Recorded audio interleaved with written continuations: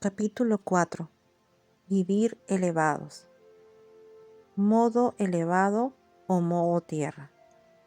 En este capítulo el Señor sigue enseñándoles a sus discípulos y a nosotros acerca de lo que la ley decía, pero también acerca de cómo Él eleva la ley.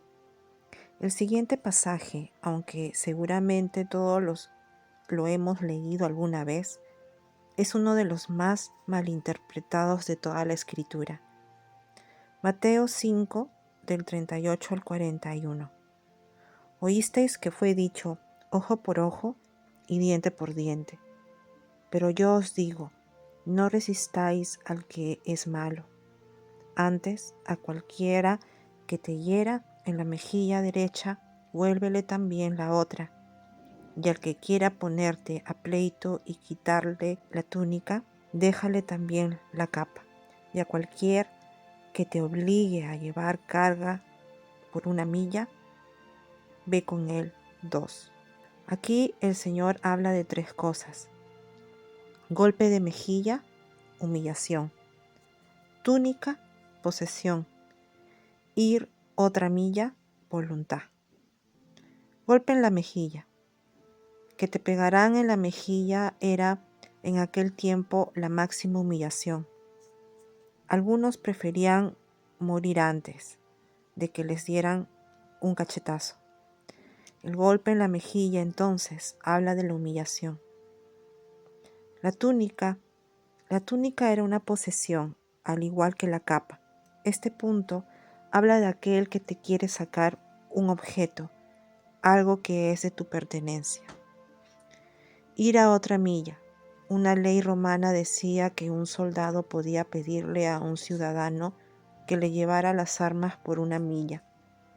Una vez que caminaba con las armas 1 milla, ese ciudadano las dejaba y el soldado entonces tenía que pedirle a otra persona que las cargara.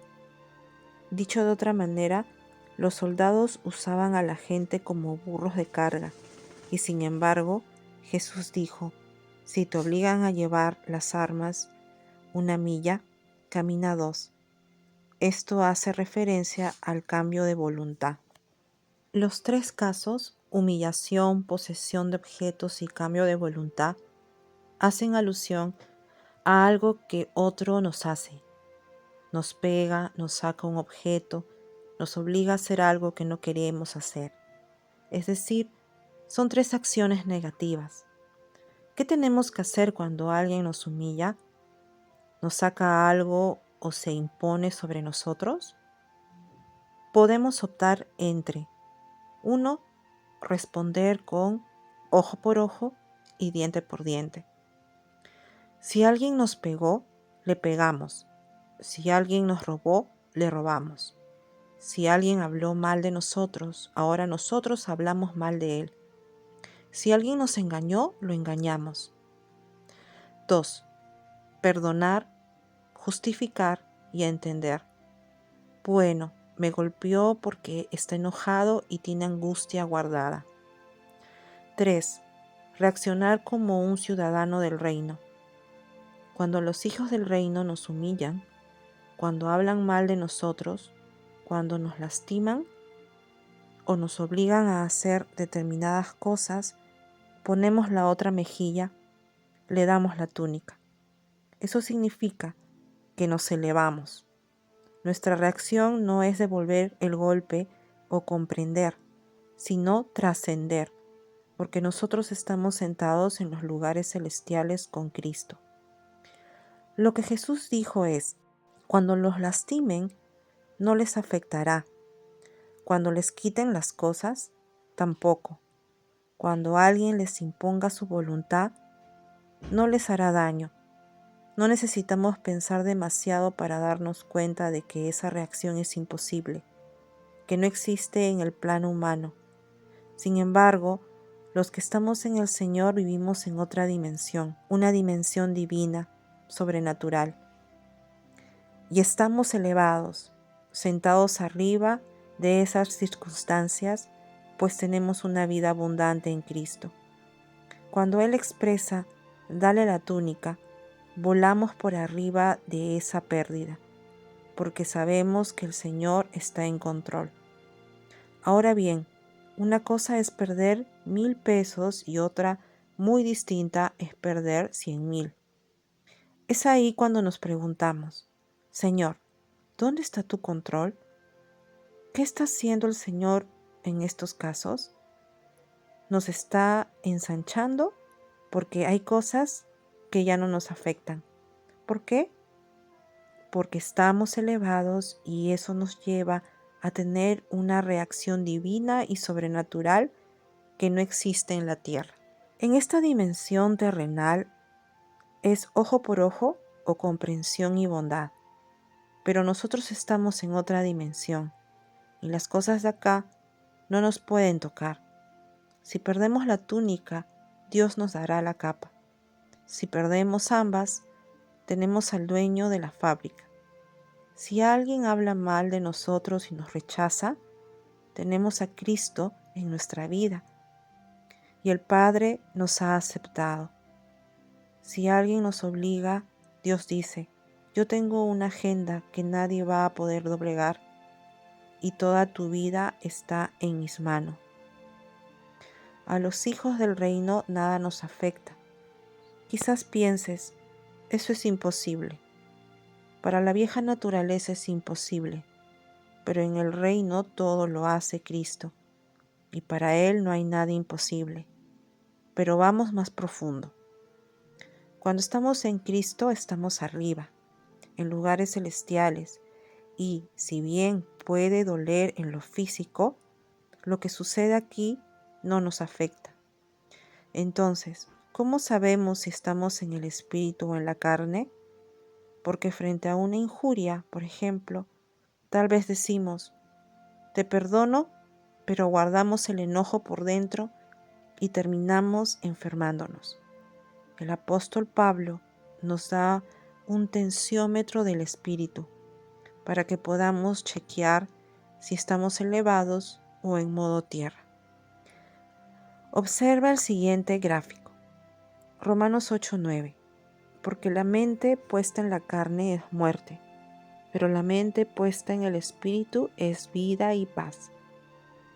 Vida, fuerte, viviente, satisfecho, resplandeciente, a gusto. Paz, tranquilo, seguro. Muerte. Pablo dice, si la mente está puesta en la carne, van a tocar muerte, pero si la mente está en el espíritu, sentirán vida y paz.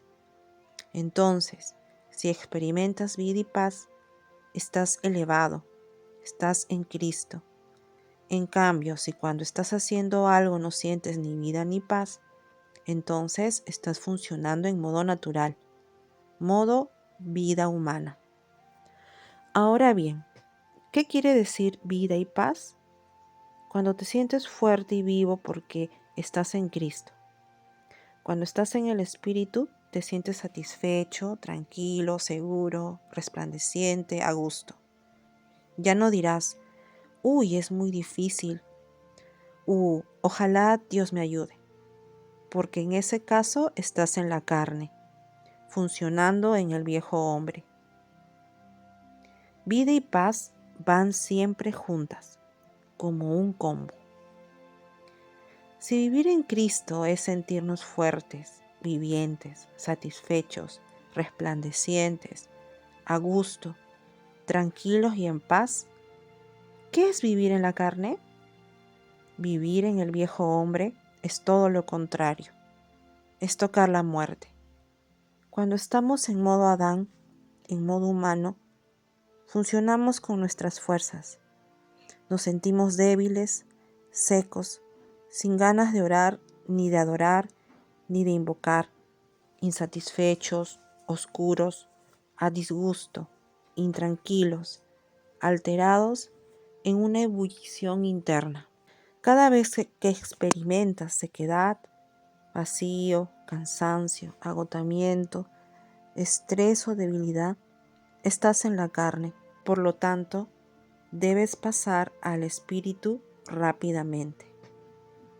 A lo largo del día, en muchas ocasiones, estamos en la carne y la forma de detectarlo es recurrir a ese termómetro, a ese sentir, a esa percepción interna que nos presenta Pablo.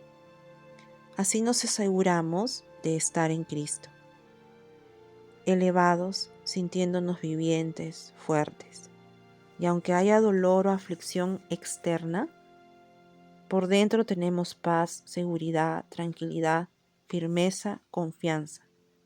Cuando estamos así, estamos en el reino. Como resultado, el golpe, la pérdida, las voluntades humanas no nos tocarán. Observemos lo que descubrió el apóstol Pablo, los cuales, después que perdieron toda sensibilidad, se entregaron a la lascivia para cometer con avidez toda clase de impureza. Mas vosotros no habéis aprendido así a Cristo. Efesios 4:19 al 20. Antes de recibir a Cristo, todos éramos pura carne, pura vida humana, puro Adán. Estábamos en la vieja naturaleza y sin problema. Nos entregamos a la lascivia, no teníamos límites para cometer con avidez cualquier clase de pecado. También declarábamos: lo único que quiero es que mis hijos sean felices.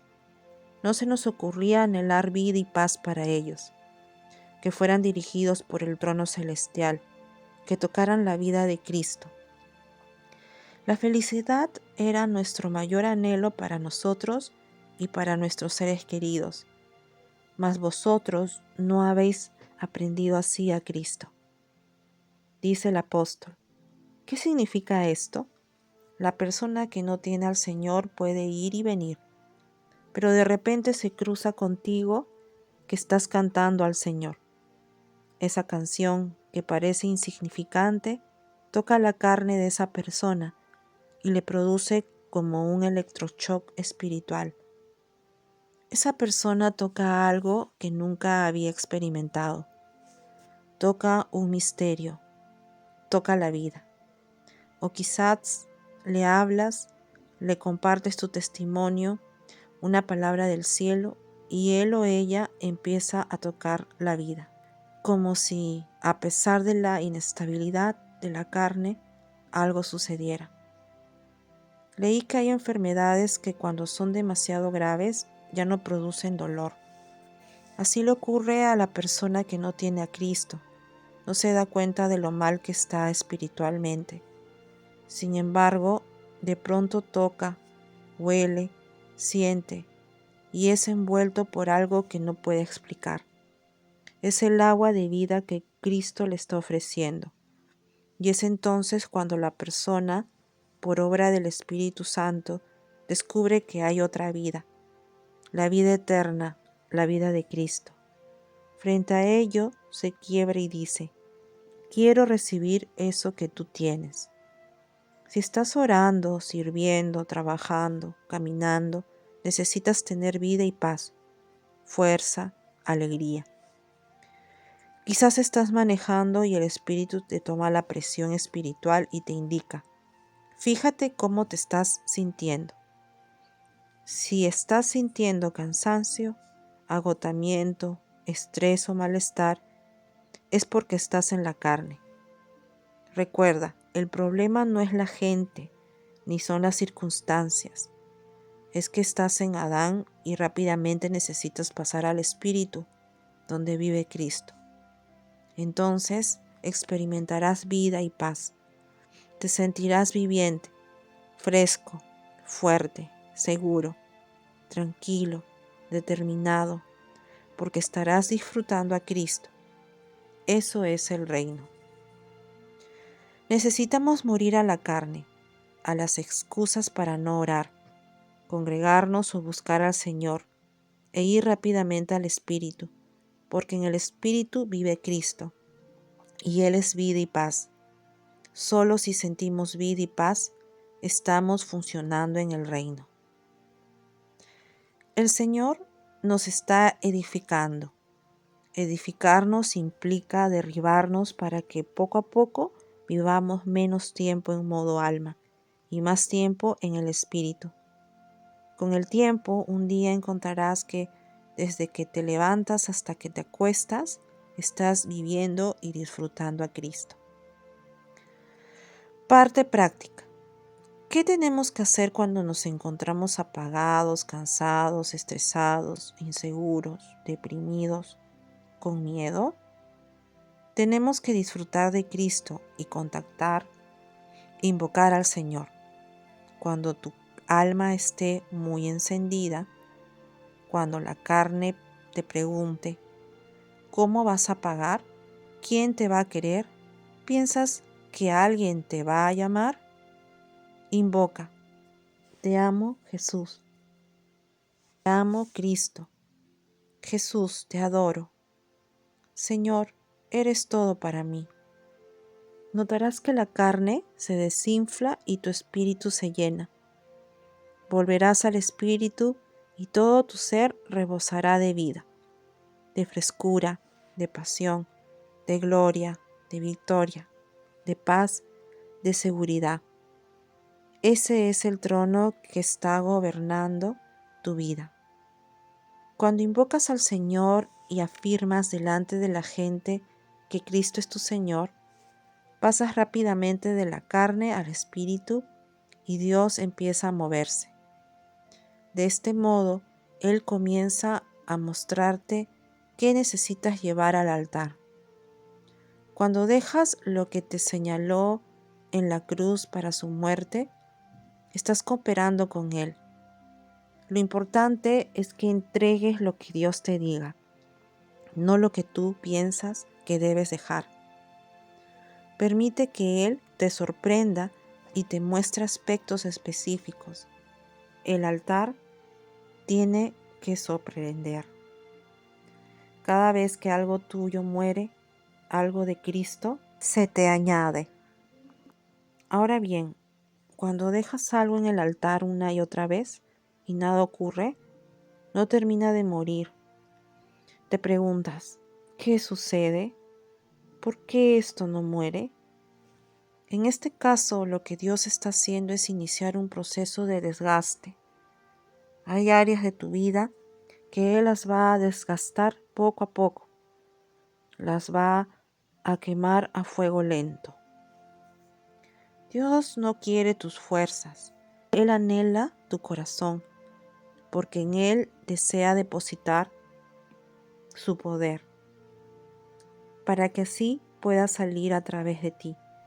Y no tendrás cansancio, ni muerte, ni agotamiento, ni estrés, ni enfermedad, sino vida, alegría, frescura, tranquilidad, seguridad, confianza. ¿Por qué? Porque estás moviéndote en Él, porque estás en el reino. Cuando no veas resultados, pídele a Dios, Señor, enséñame a orar. A veces el Señor permitirá que ores como quieras hasta que te desgastes, te canses y toques fondo, para que entonces, sin tus fuerzas, recurras a Él.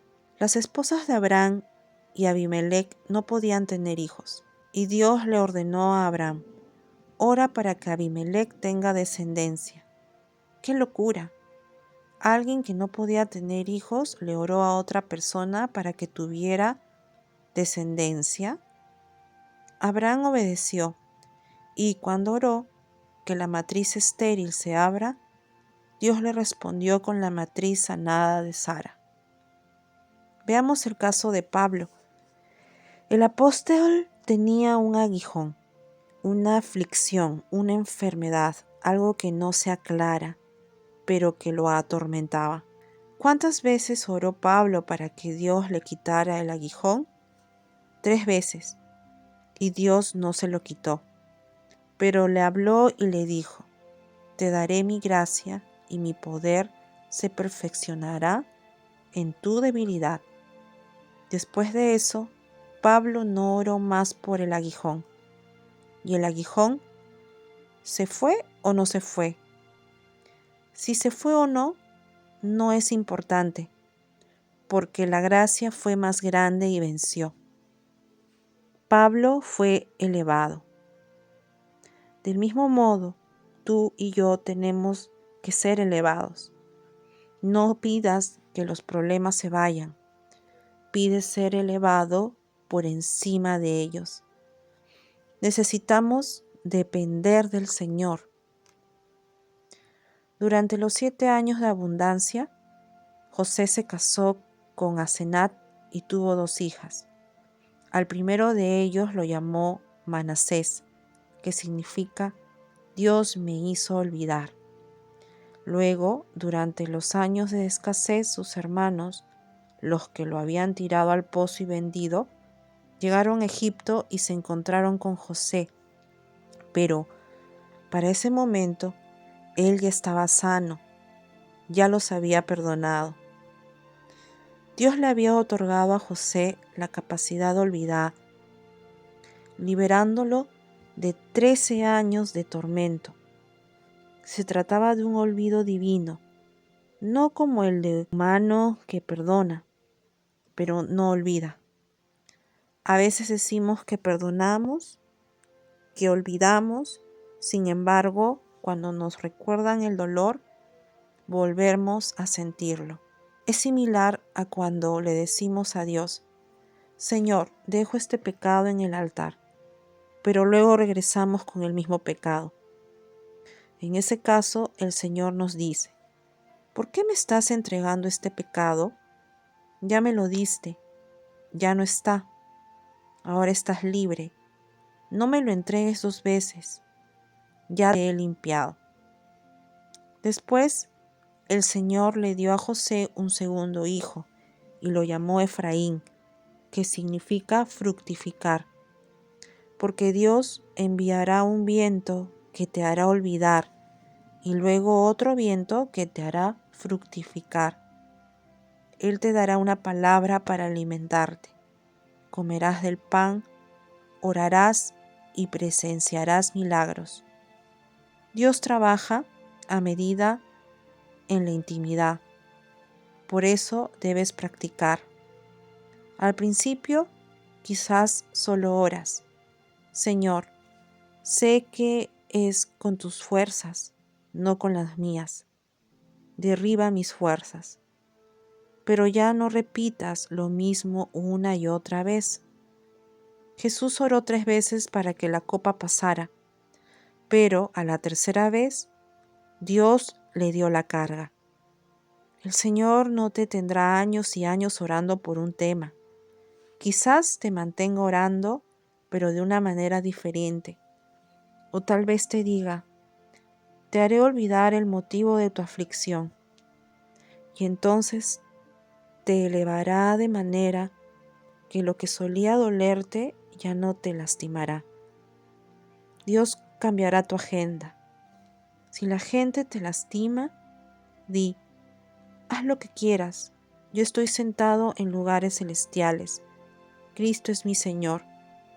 Lo estoy viviendo a Él y lo que es imposible para mí es posible para Él.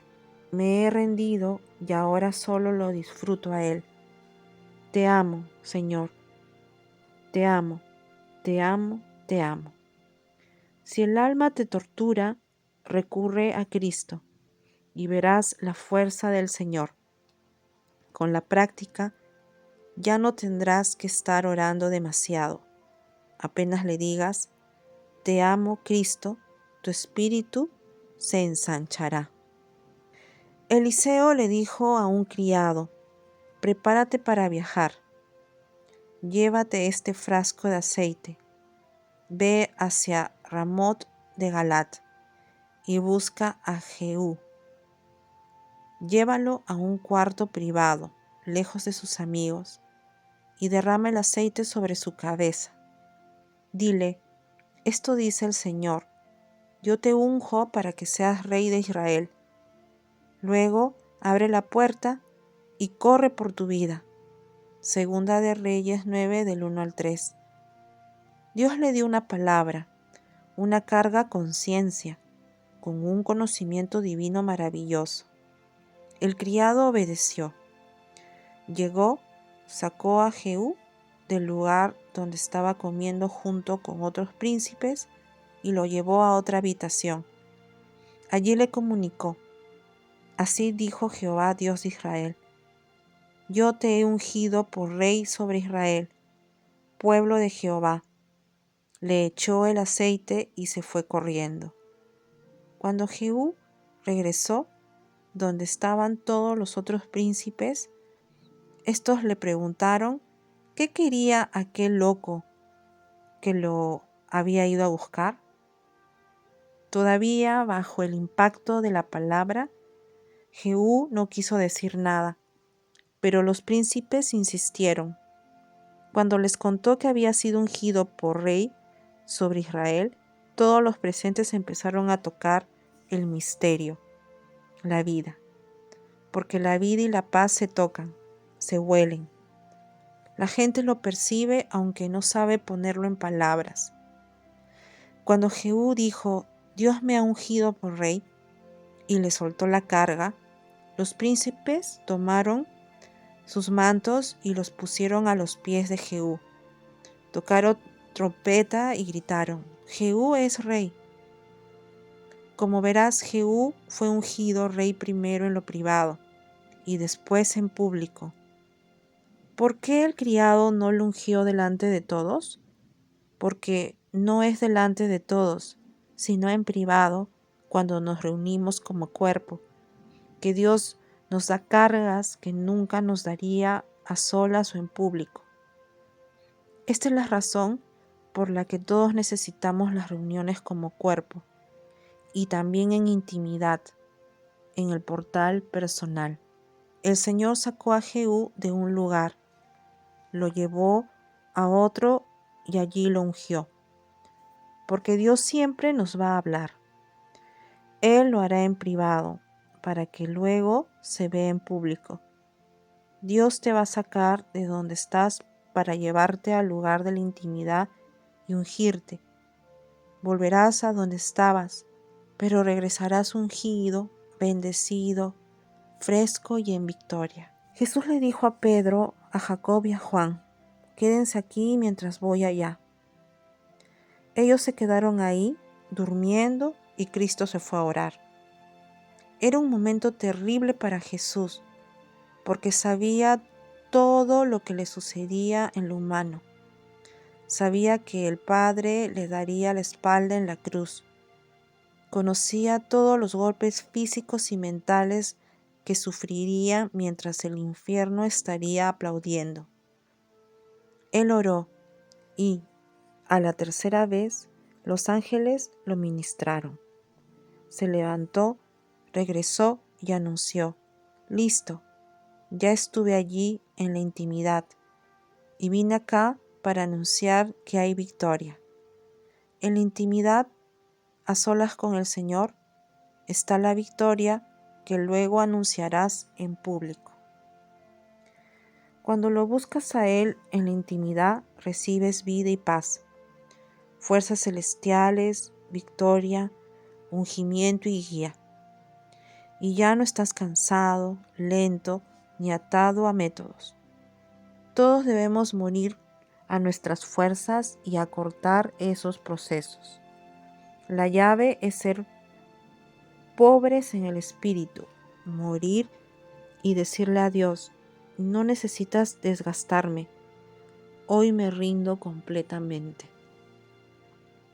Durante las 3 fiestas que se celebraban en Jerusalén, cada persona tenía que llevar una ofrenda, pero había gente que no llevaba nada. Todas las ofrendas se reunían en un lugar y se entregaban como la ofrenda del pueblo. Cristo es la ofrenda y cada uno de nosotros trae algo de Cristo. Algunos traen mucho y otros traen poco, pero todos lo que tenemos algo del Señor, vamos a ministrar con autoridad, para que Cristo envuelva y atrape a los que están caídos, derrotados, bajo muerte, y no tienen nada de Él, y sean ungidos en un poder, en un viento del Señor.